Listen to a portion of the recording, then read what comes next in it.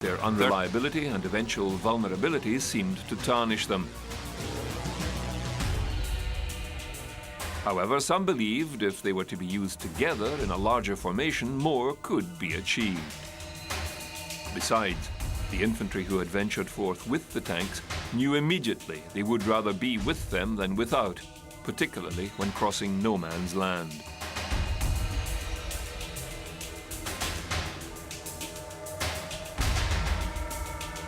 The British combined 400 tanks in one push along a 7-mile front, their first attempt to manage such a large tank assault. Unfortunately, the infantry failed to follow up on their advance and secure their successes. Even by 1918, towards the end of the war, tanks had been used haphazardly and not used in any defensive role. No one understood this capability. March 21st. A German push encountered British tanks in isolation and quickly overpowered them. It was then towards the town of Vauvaucourt that a group of 30 British tanks were able to slow the German advance. But German forces had made a breakthrough. With no infantry immediately available, 12 newly arrived Whippet tanks were raced to the scene. They attacked headlong, halting the German advance until infantry could secure the battlefield. 5 a.m. on the 11th of April. 3 mail tanks await with infantry outside the town of Monchy-le-Preux. The promised artillery barrage has not materialized. The crouching infantry sensibly refuse to move forward into the German machine guns. The 3 tanks cannot retreat from their redoubt as they would be picked off in the daylight by artillery. There is only one way to go, forward, and assault the 200 entrenched Germans on their own. They advanced, the terrified Germans ran, and the town fell without a fight. The tanks rolled through the village and out the other side. The Germans regained their composure, realized there was no infantry following the tanks, and moved back into the town. The 3 tanks turned and had to attack all over again. This time they are hit with everything the Germans have, including armor-piercing rounds. Soon one tank is afire, a second is hit, but the crew keep firing until they are destroyed. The 3rd tank was gaining the upper hand when the delinquent artillery barrage finally arrived, destroying the town, the Germans, and the last surviving tank. This was the first time tanks had assaulted alone, and with great success.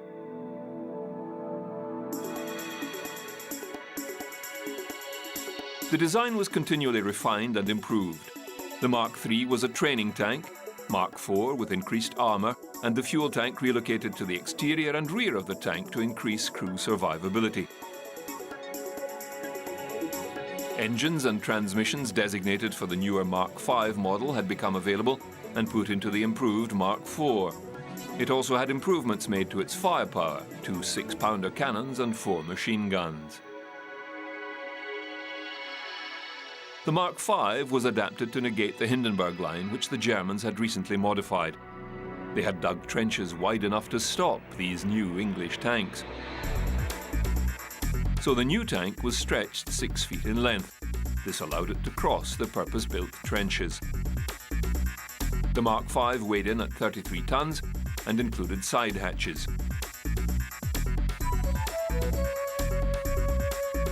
The Mark V's increase in length had upset the original balanced design, so the Mark V Star, as it was called, had the sponsons redesigned to improve turning.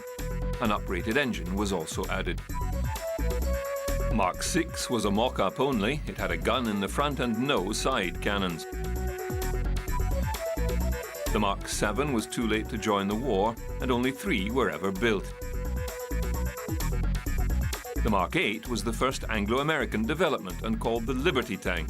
Only 124 were built before the British pulled out of the project. They survived a few years and were sold to Canada for training purposes.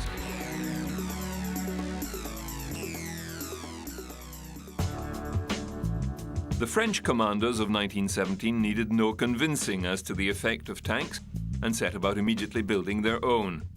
Orders to manufacturers totaled 800 small tanks based on a Holt chassis, an armoured box surrounding a 75mm cannon. The Renault FT was born.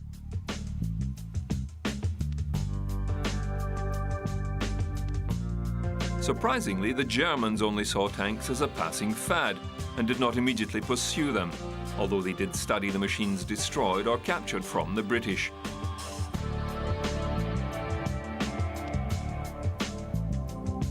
April 1917, the French assembled 180 of their own and British tanks for an assault. Like the Somme offensive earlier, it had pockets of success, but the vehicles were unreliable. Many broke down, many became bogged in the shell-churned mud and barbed wire. Some saw it as a failure, including the Americans, who were about to join the war with no tanks whatsoever.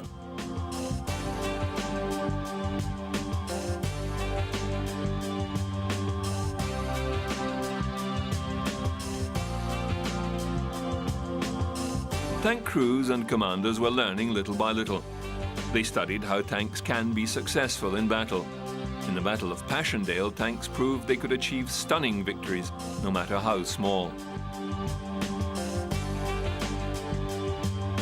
The British were ever improving their rhomboidal tank. The Mark IV had superior armour, able to defeat the German armour-piercing bullets. Ways of communication were also explored. The tanks still suffered constantly from communications problems with their commanders, the infantry, and the artillery. The increasing numbers of British and French tanks on the battlefield were becoming a problem for the Germans. The Americans, realizing the need for these tanks, borrowed them when available from their allies. The Germans had to respond and developed the A7V. It was a massive machine, 7.34 meters by 3 meters wide and over 3 meters high. It was operated by 16 soldiers and 2 officers and armed with 6 MG08 machine guns and a 5.7 centimeter gun mounted on the front. The female version lacked the cannon but had 2 additional machine guns. Powered by 2 4-cylinder Daimler engines, it was slow and functioned poorly off-road. It boasted 30mm steel plate at the front and 20mm elsewhere. However, this was not hardened steel like other tanks and could only protect the occupants against small arms and rifle fire. Only 30 saw service. The Germans began to field their handful of tanks and also turned captured British and French tanks to their favour. Small skirmishes and attacks along the lines began to make breakthroughs. Some battles were more successful than others, but inevitably there came the time when tanks would oppose other tanks on the battlefield.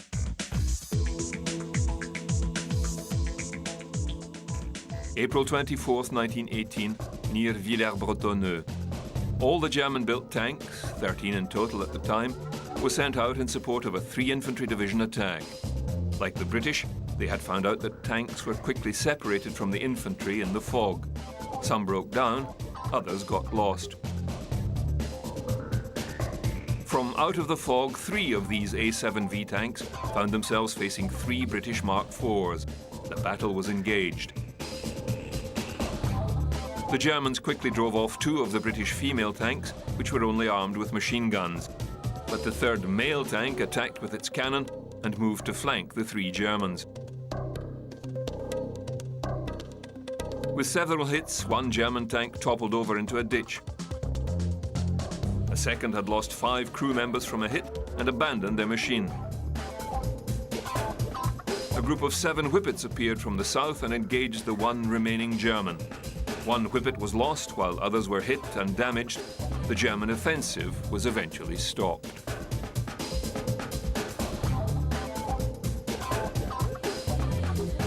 By the end of the First World War, the military value of the tank drew mixed results. For some, they were ineffective, expensive, and unreliable. But for others, they were seen as the future of land warfare. New designs, new tactics, and doctrines would see them become the linchpin of modern warfare.